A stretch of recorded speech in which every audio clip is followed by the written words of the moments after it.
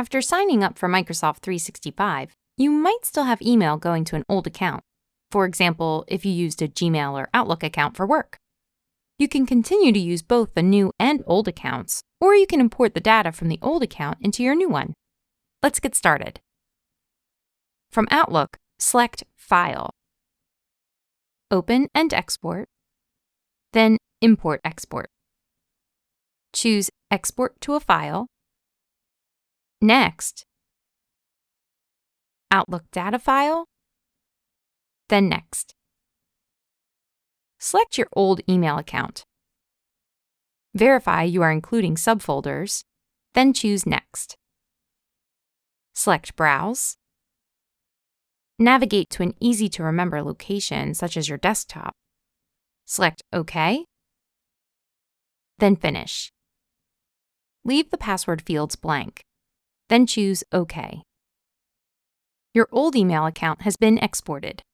To import that data to your new email account, select File, Open and Export, then Import Export.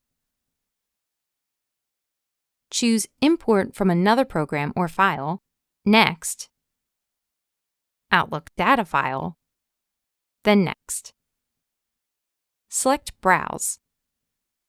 Navigate to the file we just exported, choose it, then Open. Select Next.